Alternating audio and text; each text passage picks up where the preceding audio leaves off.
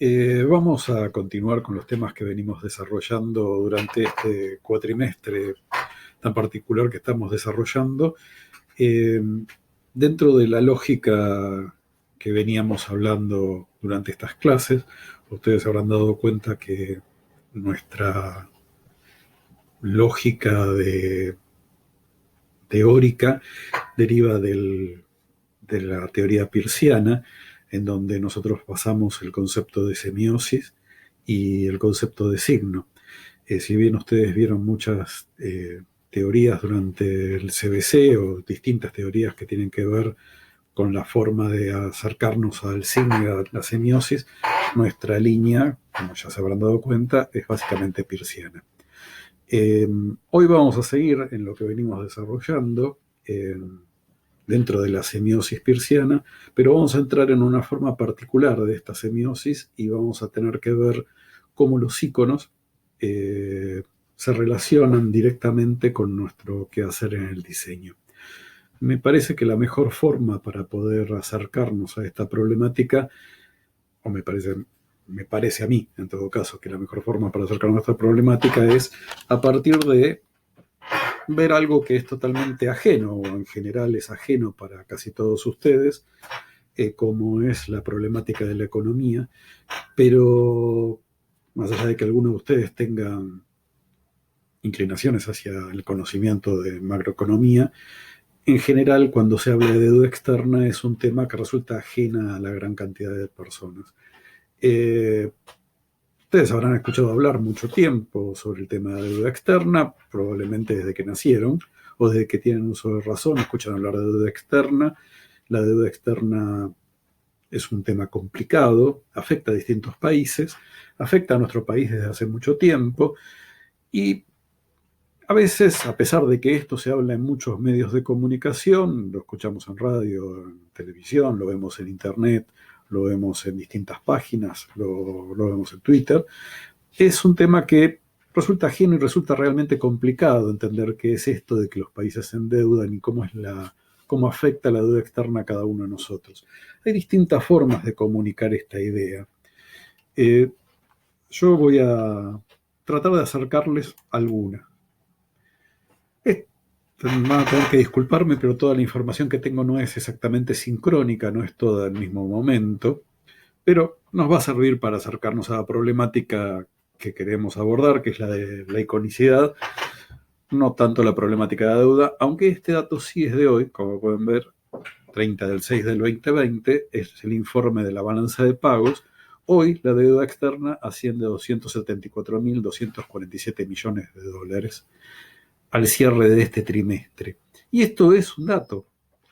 Uno puede ver esto y puede significarle o no significarle nada, puede parecerle que es mucho porque está en dólares, puede parecerle que 274.000 es mucho, puede parecerle que es poco, ¿no? En realidad no, es difícil mensurar la importancia que esto tiene en la relación de los países, porque uno no maneja estas escalas económicas.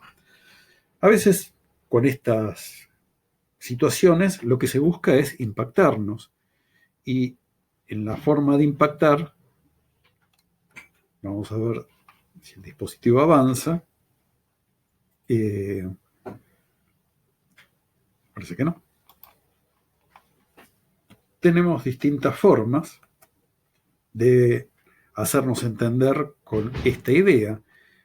Este dato es del 2015, en esa época estaba nada más que en 119.000 millones de dólares, pero lo significativo es este visor que muestra cómo va aumentando cada segundo. Lo que ustedes ven ahí son los cientos de dólares que van aumentando y es probable que esto sí nos dé una concepción de la deuda mucho más cercana a la realidad, ver cómo va aumentando, se va incrementando, cómo esto que hace 5 años estaba en 119.000 pudo llegar a 275.000. Bueno, en este contador, que es una imagen de alto impacto, nos puede servir para entenderlo. Le temblaba el pulso incluso el que lo filmaba. A veces, resumirlo de otras formas ahora este es del 2019, por eso les digo que no son todos sincrónicos, nos muestra cómo esto puede ser más cercano a nosotros. Quizás es la misma idea del contador. Acá tenemos segundos, tenemos minutos, pero nos da una idea distinta y nos ordena un poco más el sentido de la deuda. Para ver el siguiente dato vamos a tener que ir afuera. Afuera es una forma de decir. Vamos a tener que ir a una página que es la página del Banco Mundial, que cataloga la deuda de todos los países. Y acá, creo yo, se ve de una forma más gráfica, aunque menos impactante, sin lugar a duda, la evolución de la deuda externa argentina. Fíjese que está tomada desde 1970 hasta el 2019, si no llego a ver mal, y acá está en miles de millones. Es un gráfico que ustedes seguramente conocerán. Ustedes hicieron gráficos de coordenadas entre X e Y. En este lugar va el tiempo, en este lugar van los millones, y nos sirve para entender cómo desde 1970 la Argentina fue aumentando su deuda, y esto es interactivo. Podemos parar en cualquier momento, podemos ir acá, podríamos, si vemos el año, saber con qué gestión estamos, 2019, 2017, 2018, y también podríamos hacer zoom si queremos.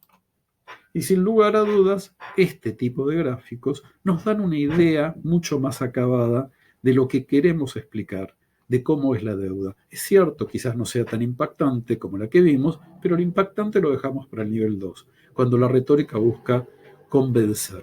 Nosotros nos vamos a centrar ahora en este nivel, en este problema, en el problema del icono, y cómo el icono sirve para transmitir ideas, y cómo el icono puede descomplejizar la información y transmitir distintas ideas complejas, como puede ser ese tema.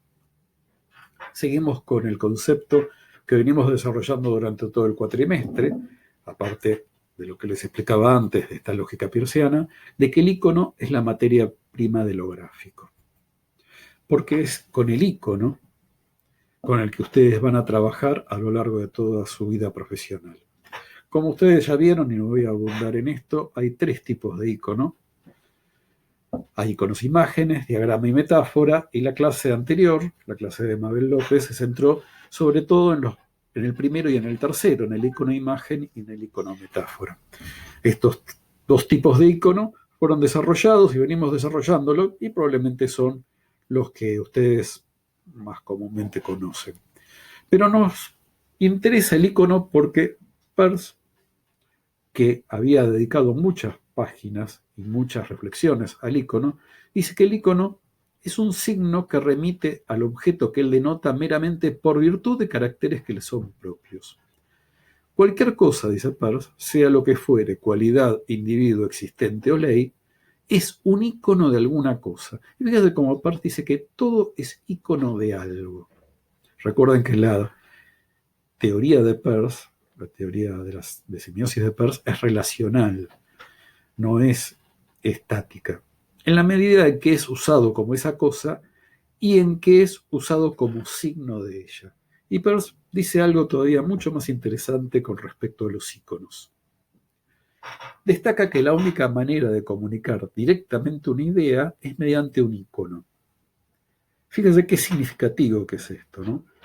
La única forma de comunicar una idea, dice Peirce, es mediante un icono. Y todo método para comunicar una idea debe depender para su concreción de la utilización de un icono. Es interesante que Peirce considere que la única forma de transmitir ideas es a través de los iconos. Él está hablando de mapas mentales y ese tipo de cosas, pero nosotros entendemos esta relación que hace con los iconos, y es cierto que la ciencia ha avanzado muchas veces a partir de los iconos.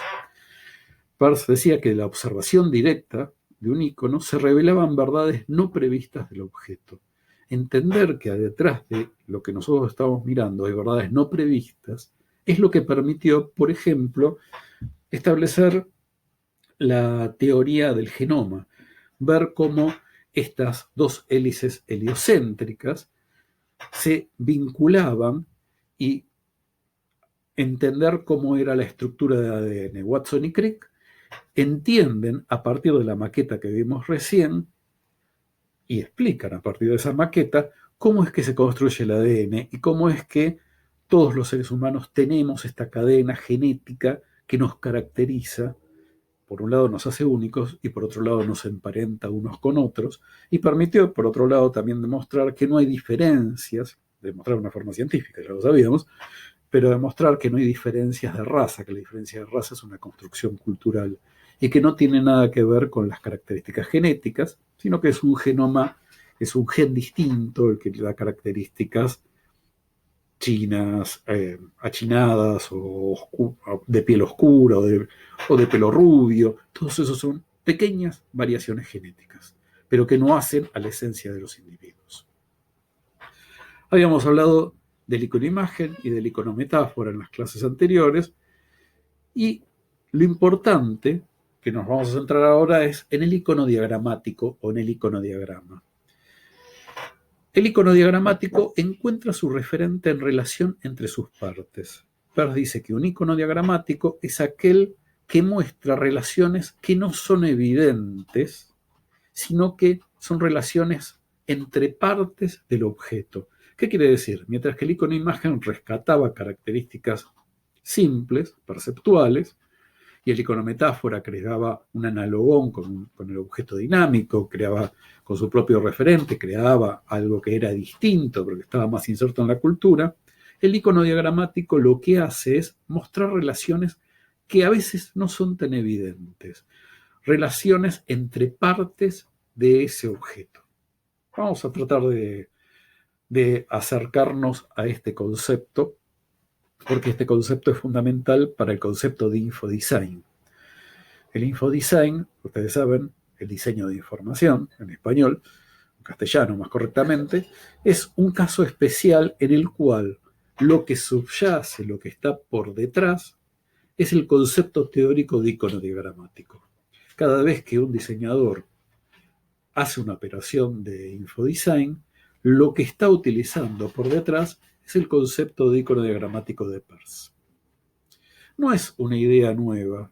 Esta idea podría rastrearse en las ilustraciones desde el medioevo y desde mucho antes incluso, que nos pueden mostrar, por ejemplo, iconos que tratan de explicar la relación de la Tierra con el universo, o iconos que tratan de explicar, como en este caso, las distintas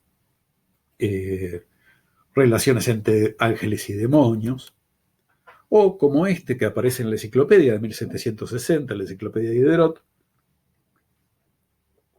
que muestra la relación de las distintas plumas y por lo tanto las distintas caligrafías, las distintas formas caligráficas que podían producirse en cada una de ellas. Sin embargo, hay un punto de quiebre en el cual esto se empieza a estudiar de forma mucho más sistematizada, o por lo menos que modernamente el infodesign entiende que es el punto de quiebre en el cual entendemos que el icono va a revelar verdades no ocultas. El origen de esto no está en un diseñador gráfico, sino en un médico inglés. Un médico inglés que es precursor de varias cosas, no solo del infodesign, sino también de la epidemiología. De hecho, es conocido como el padre de la epidemiología moderna. Y estamos hablando de John Snow. John Snow era un médico que trabajaba en Inglaterra, como ustedes ven, vivió entre 1803 y 1858, y Snow estaba trabajando en Inglaterra en una de las epidemias de cólera. Traten ustedes de ubicarse, los que ya tienen conocimiento sobre historia, lo que es Inglaterra en 1850. Estamos en plena revolución industrial, un momento en el cual hay grandes migraciones del campo hacia la ciudad. Los campesinos se retransforman, van a crear una nueva clase social, que es los obreros. Las clases obreras empiezan a tener fuerza.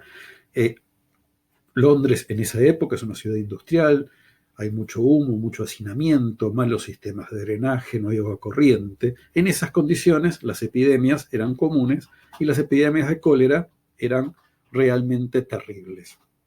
Y ustedes saben que por esa época no se sabía cómo se transmitía el cólera, una enfermedad absolutamente curable hoy, aunque sigue existiendo en distintos lugares del mundo. Pero por esa época no había cura porque ni siquiera se sabía cómo se transmitía.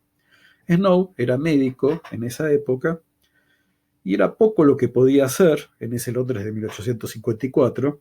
Snow recibía el listado de los enfermos en el sector de Londres que le había tocado y los recibía en una lista y recibía también el listado de los enfermos que le había visitado y los decesos.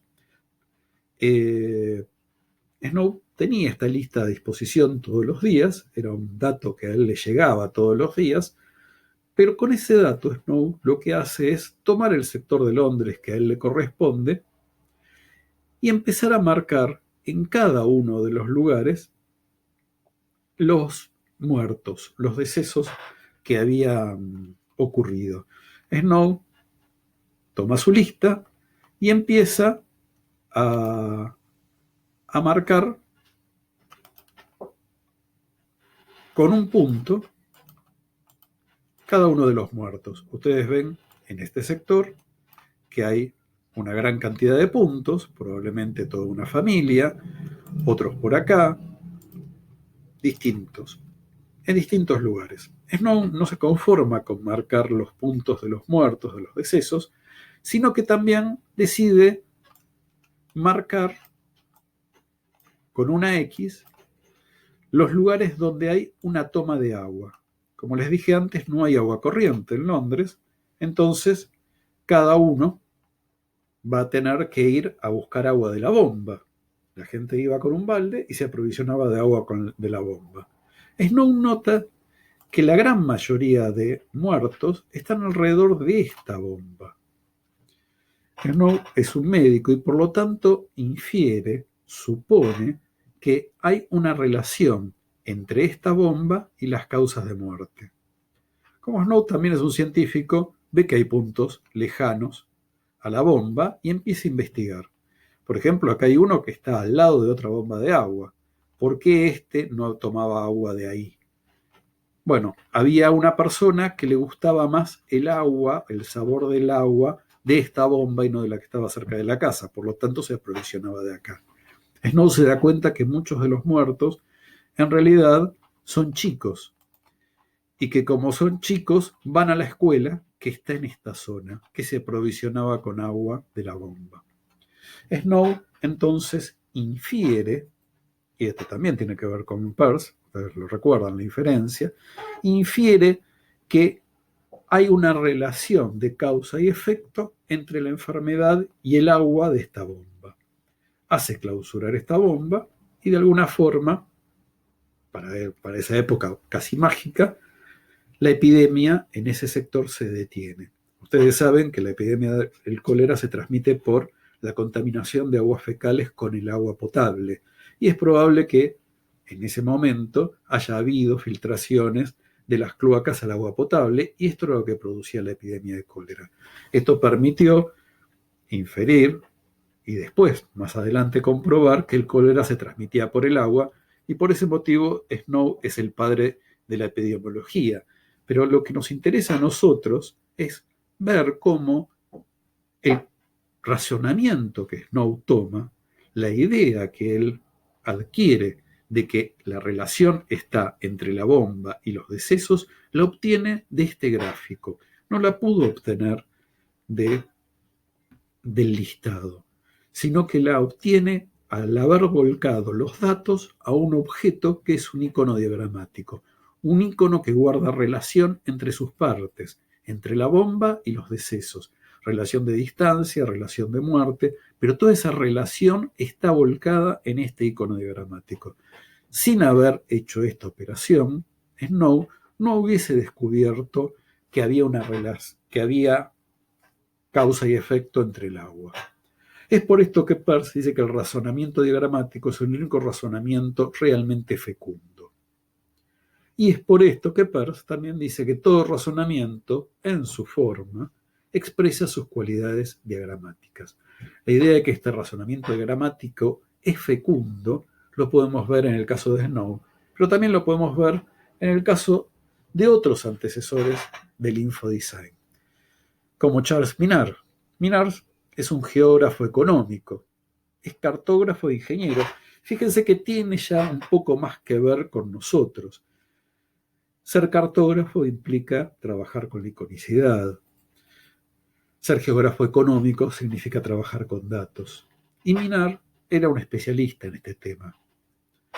En un determinado momento a Minard se le pide que haga un mapa que muestre, para un libro de historia, la cantidad de pérdidas humanas que había sufrido las tropas napoleónicas cuando invadieron Rusia en 1812.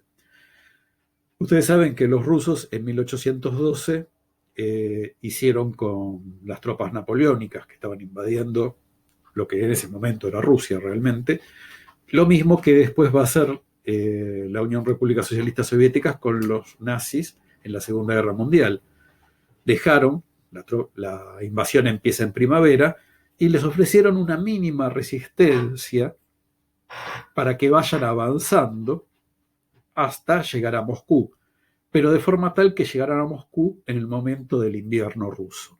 Por supuesto, en el momento del invierno ruso era muy distinta la situación para las tropas que habían empezado la campaña con uniformes de verano. Y también para la Segunda Guerra, que los alemanes estaban acostumbrados a invasiones relámpagos y poder obtener los triunfos rápidamente. Los triunfos estos no habían sido tan rápidos, se habían dilatado y se encontraban peleando en las peores condiciones y iniciando la retirada en ese momento. Lo que Minard hace en esta situación es poner en relación todos estos elementos que les estoy contando. Las tropas napoleónicas y la cantidad de gente que invade Rusia. El trayecto que desarrollan en kilómetros desde el momento que cruzan el río Kiev, si no me equivoco, hasta el momento que llegan a Moscú. Y lo que Minard hace también, de forma realmente muy interesante, es poner un gráfico en escala de las temperaturas de ese momento. Esta litografía reúne todos estos elementos. Fíjense que muestra, y cada milímetro del gráfico representa a 1000 de los soldados de Napoleón, cómo este ancho es el que ingresa, va avanzando, pone algunas referencias geográficas, algunos ríos, algunos nombres de algunas ciudades, y marca la llegada a Moscú. Cuando llega a Moscú, empieza la retirada. Recuerden que cada milímetro en el espesor de esta línea son 1000 hombres. Y fíjense cómo cada vez que la línea se achica, tiene que ver con una caída brusca en la temperatura. Una tropa que se separó se reincorpora, engrosa la línea, pero cae la temperatura y mueren. Y rápidamente vemos los hombres, en marroncito, los hombres que salieron y los hombres que volvieron en esa línea negra. Fíjense cuánta información hay en este gráfico. Cuántos elementos, cuánto tiempo me llevó a explicarlo, pero cuando lo entendemos, cuando entendemos la codificación de este gráfico, rápidamente comprendemos lo desastroso que fue la campaña napoleónica en Rusia y por qué los rusos triunfaron, entendiendo que sabían lo que era su geografía y lo que eran las temperaturas en las que se iban a someter. Es cierto que este gráfico no nos cuenta nada del color de los uniformes de las tropas de Napoleón. No nos ilustra de ninguna forma, como estamos acostumbrados a ver en los manuales, una lucha donde vemos a 3 soldados peleando contra otros tantos con las bayonetas caladas en ese momento. No nos muestra esos iconos, imágenes. Nos está mostrando otra cosa mucho más profunda, las relaciones internas que hay entre las partes de los datos que están acá expuestos. Minard trabajó mucho tiempo con estas infografías. Siempre el concepto que desarrolla es parecido. En esta, que son exportaciones, cada milímetro representa una tonelada. Vemos las exportaciones industriales de Inglaterra hacia distintos lados del mundo. Y esto es los destinos de los inmigrantes, de los migrantes procedentes de las distintas zonas, ¿no? Fíjense cómo estamos hablando entre 1858, una de las grandes, justamente después, recuerda, Revolución Industrial, después vienen las grandes hambrunas en Inglaterra, y cómo hay una gran migración de los ingleses, por supuesto, sobre todo a Estados Unidos. Los irlandeses llegan fuertemente a la costa este de Estados Unidos, a Nueva York, como una gran parte de todos ellos van hacia Australia. Bueno, esto molesta en todos lados. La migración forzada, por supuesto, de los negros hacia Centroamérica o hacia otros lados.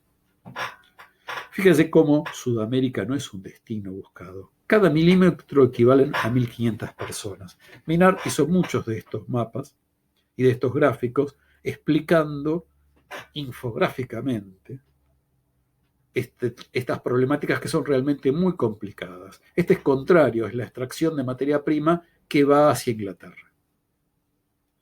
Hay muchos de estos ejemplos históricos, pero vamos a tratar de sintetizar de alguna forma gráfica el concepto que venimos desarrollando, que es el infodesign. ¿Qué es el infodesign? Supongamos que ustedes tienen que explicar qué hora es dentro de 30 minutos y son las 10 menos 20. O las 9:40, como quieran decirlo. Si tuviesen que decir de forma analítica qué hora es en 30 minutos, ¿qué tipo de operaciones tienen que hacer? Piénsenlo.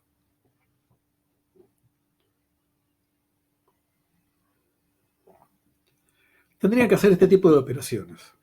Si ahora es las 21:40 y queremos saber qué hora es en 20 minutos, tenemos que sumarle 30. 21:40 más 30, tenemos que sumar horas con horas, minutos con minutos, es 21:70, pero el sistema es sexagesimal. Así que no podemos decir que va a ser las 21:70, sino que tenemos que decir que es 70 menos 10, 10, nos están sobrando 10 minutos, son 21 más 60, 60 constituye otra hora, podemos sumarlo a los 21, son las 22 horas con 10 minutos. Por lo tanto, en 30 minutos, si hacemos todo este desarrollo analítico, podríamos decir que son las 22:10, que la hora concreta es las 22:10. ¿Cómo se explicaría esto con una infografía? De una forma bastante más sencilla. Marcaríamos el desarrollo de esos 30 minutos. Y podríamos indicar qué es lo que va a pasar en ese tiempo. La infografía tiene que ver con un giro que se viene desarrollando desde fuertemente en el siglo XX, pero sobre todo en la última mitad del siglo XX, que es el giro icónico. Este concepto, que es de von Sippe, dice que vamos a pasar de discursos a discursos visuales. Por supuesto, esto lo plantea von Sippe, pero no es un concepto que sea exclusivo de él. Ustedes ya estuvieron viendo a Gombrich y también se dieron cuenta por otras personas que habrán leído en Buber que este concepto se viene desarrollando en la segunda mitad del siglo XX. La visualidad es cada vez más significativa. Von Sippe plantea, von Sippe es un diseñador gráfico e industrial, por sobre todo industrial, plantea que estamos pasando en esta etapa, en este giro icónico de discursos a discursos. Pero hay otros antecedentes para poder entender este traspaso de discursos a discursos. Y otro antecedente que podemos tener es el de Mendeleev. Seguramente todos ustedes en el secundario trabajaron con la tabla de Mendeleev. Mendeleev era un ruso que era profesor en una escuela secundaria, daba química y tenía el problema que tienen todos los profesores, que era que sus alumnos reúnan la información. Mendeleev se da cuenta que la información que existe sobre los elementos químicos está, en general, pero está muy dispersa, no está organizada, está en distintos libros. Cada elemento químico tiene características distintas, algunas las tienen todas, otras no las tienen. Y Mendeleev, para simplificar la vida de sus alumnos, lo que decide es organizar estos en una tabla que reúna todas estas características en una forma sencilla.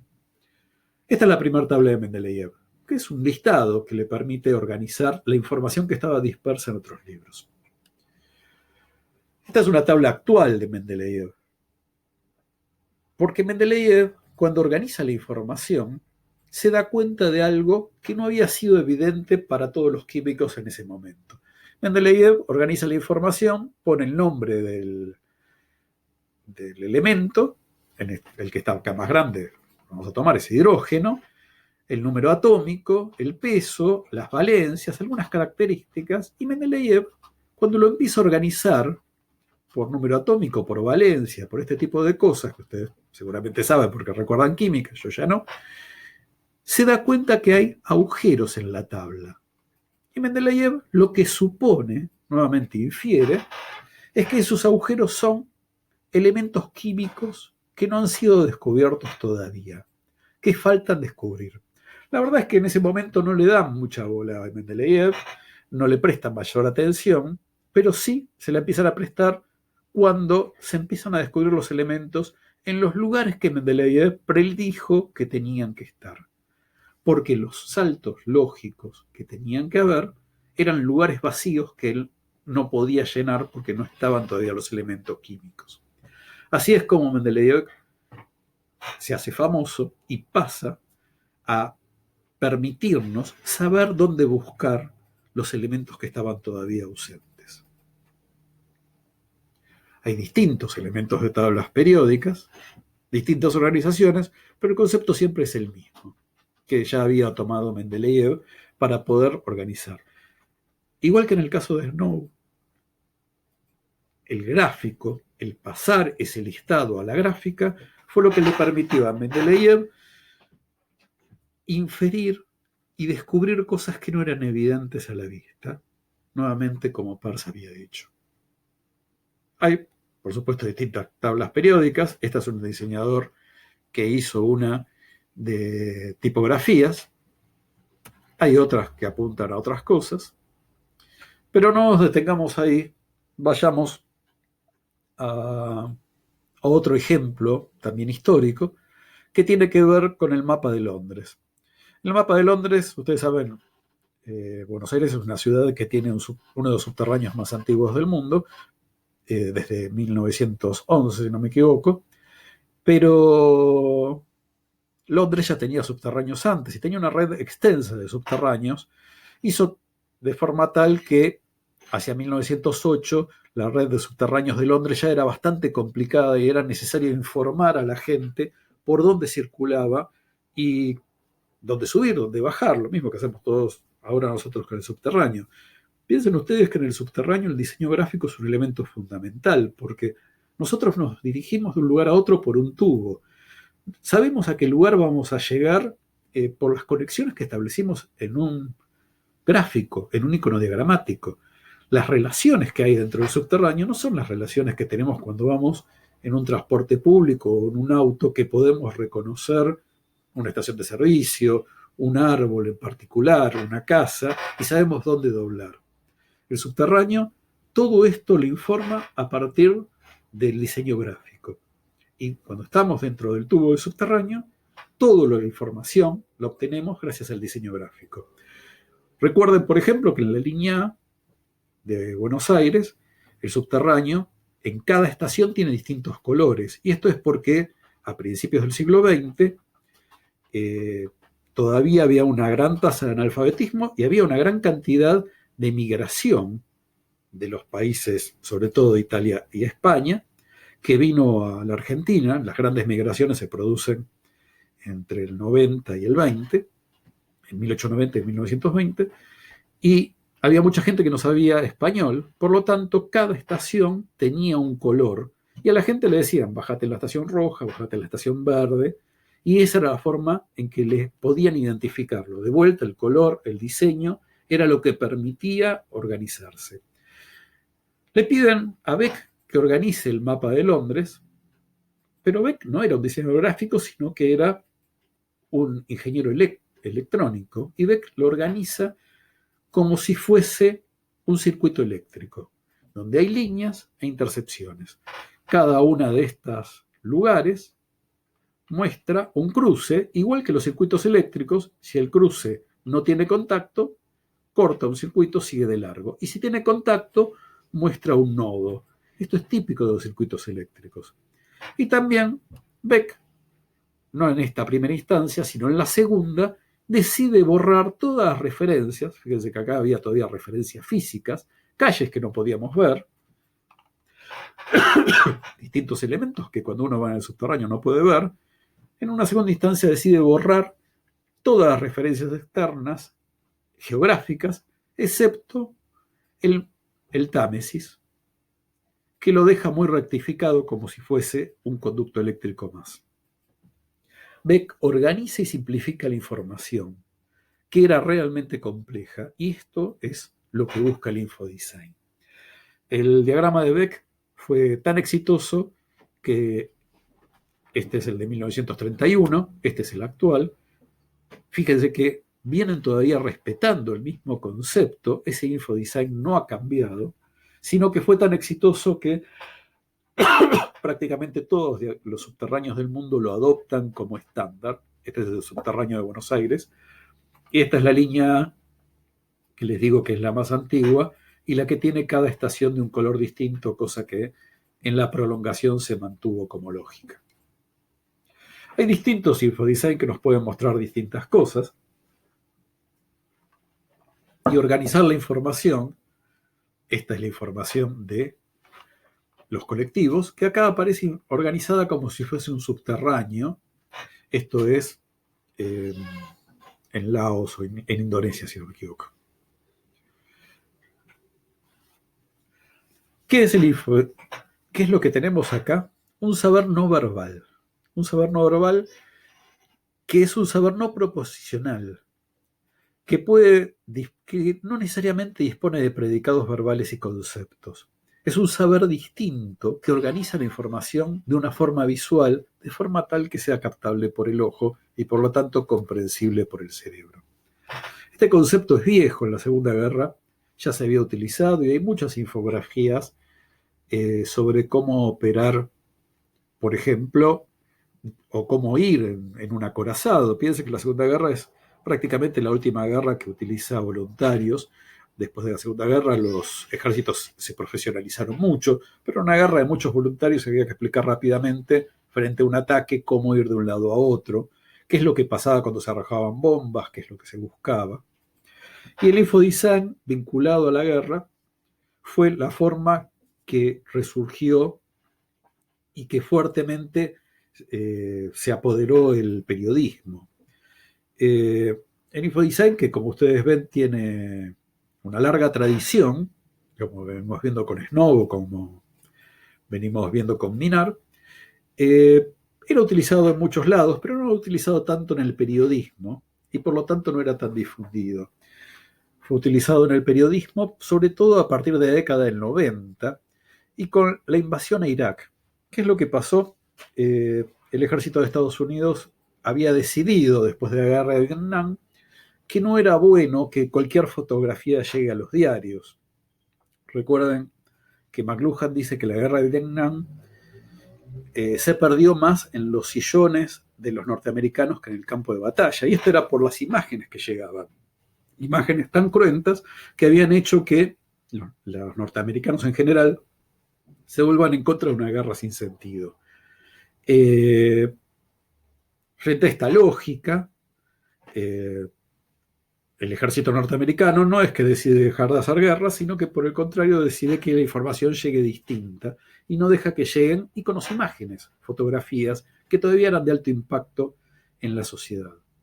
Frente a esto, los diarios no sabían qué publicar y empezaron a publicar infografías que mostraban el tipo de armamentos que se enviaba a Irak, cómo se llegaba, dónde eran los ataques. Este tipo de infografías fueron las que le dieron un fuerte auge a la infografía en los periódicos, Y es por eso que nosotros todavía vemos tantas infografías. Ustedes sabrán, quizás recuerden, creo que quizás ya no, porque tiene unos cuantos años, en el asesinato de Bin Laden salieron al día siguiente numerosas infografías. Pero cualquier información gráfica no es una infografía, como van a ver con Cairo, sino que a veces hay elementos que se aportan sin sentido. ¿Qué sentido tienen estos marines acá apuntándonos? ¿Qué sentido tiene esto cuando se hizo esta infografía no se sabían los datos? Si ustedes se toman el trabajo de revisar las infografías de ese momento, se van a dar cuenta que en realidad son ilustraciones que no son infográficas, no muestran relaciones internas de nada, excepto probablemente esta, que fue una infografía salida ese día en el diario Clarín, y fue considerada la mejor infografía sobre el evento del mundo. Es una infografía de Alejandro Tumas y su equipo, un infógrafo argentino, que es el infógrafo en jefe de Clarín, o por lo menos en ese momento, y era la única que manejaba datos. Y es cierto que no es tan vistosa como las anteriores, pero la infografía tiene que transmitir información y mostrar su relación. Una infografía es, por definición, una muestra visual de hechos y datos. Una infografía tiene que estar basada en hechos. Y esto estamos hablando de infografías, sobre todo periodísticas. Este pequeño decálogo lo sacó el grupo de infógrafos de periodismo después de esa infografía justamente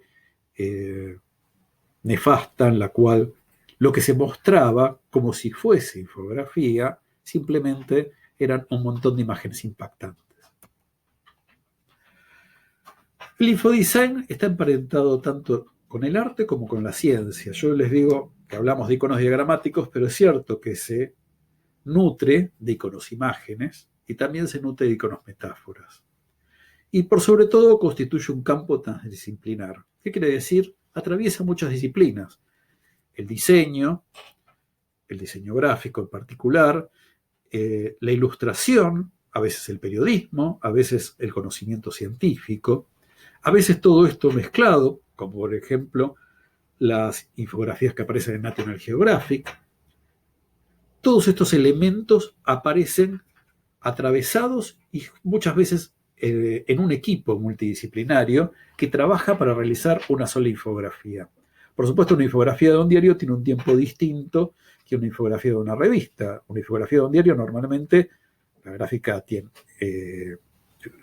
la prensa gráfica tiene entre 6 horas, no mucho más, para poder imprimir y sacar a la calle, pero si es un diario digital, probablemente quiera ponerla en 2 horas. Y todo esto hace que los lectores de esos diarios sean más, mantengan su contrato con ese diario. Todos estos elementos varían, pero normalmente la infografía es un trabajo de equipo. Y el objetivo es la organización de la información de un modo que se torne accesible, comprensible y por sobre todo útil. Esto no quiere decir que la infografía no tenga ideología, porque la forma de organización de esa información, por supuesto, siempre es ideológica. Busca transformar datos abstractos, como era el caso de Snow o como era el caso de Mendeleev, en datos visibles y de esta forma descomplejizar la información. Se pueden hacer muchas infografías que pueden mostrar distintas cosas. Algunas pueden ser más dinámicas que otras. Básicamente, como dice Cairo, cualquier información en forma de diagrama es una infografía y esto nos remite a la definición, nuevamente, de Peirce. Una infografía muestra relaciones ocultas o el icono diagramático. Pero no todas reflejan datos y esto es algo que ustedes tienen que tener presente. Por supuesto que puede haber distintas disciplinas operando en la infografía. Y por supuesto que hay distintas formas de hacer infografía. Esta es una infografía que toma los colores de la bandera y los porcentuales de estas banderas. Y fíjense que construye un dato infográfico, ¿no? cuánto es el amarillo en la bandera argentina, cuánto ocupa el celeste y cuánto el blanco. Es bastante obvio en el caso de la bandera argentina, son 2/3 y 1/3, y el amarillo realmente, sin duda, es poco. ¿Cuáles son los colores predominantes en las banderas del mundo? También es un dato infográfico: el blanco, el rojo por sobre todo, los azules son importantes.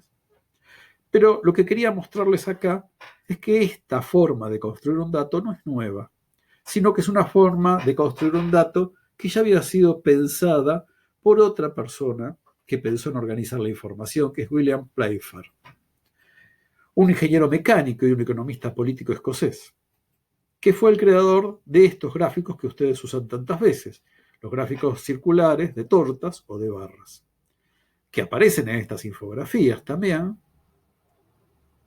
o en esta infografía muy vieja, es una infografía de la década del 30, que muestra los porcentajes de asesinato y toma como elemento, como icono imagen, los cuchillos de carnicero para mostrar el asesinato, pero que no son nuevas. Cuando a ustedes se les ocurra hacer una infografía como esa, están teniendo una idea que es de 1805. Y es bueno pensar que si la infografía tiene que ver con el diseño, hay que repensar estas cuestiones y esta nueva forma de mostrar la información. Playfair decía: este nuevo método inventado tiene la intención de mostrar las proporciones entre la división de manera llamativa. Fíjense que ya lo estaba pensando hace más de 225 años. Playfair desarrolló también el diagrama de barras, aunque él tiene un antecedente en 1801, pero hay un antecedente de 1765, donde este diagrama de barra de Priestley muestra los distintos reyes de Inglaterra, una carta con los distintos reyes de Inglaterra y la vida que había tenido cada uno en relación, en el momento que habían estado y quiénes habían coexistido. Fíjense cuánta información hay en cada uno de estos. Es el único antecedente que hay, el de Playfair, que básicamente se lo conoce como el inventor de este gráfico de barras. Recuerden, de vuelta, que igual que Minard es economista y geógrafo y le interesa mostrar este tipo de relaciones,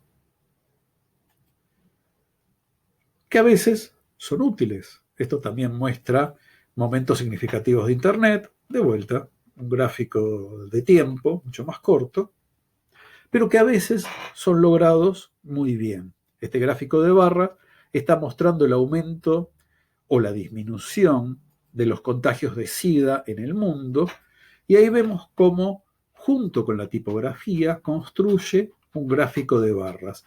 Uzbekistán ha aumentado 1042%, pero Ruanda disminuyó 21%, por lo tanto está escrito más chico. Es las dos cosas: un gráfico de barras, pero por sobre todo un manejo tipográfico que nos permite descomplejizar la información, captar rápidamente en un golpe de vista lo que nos quieren comunicar.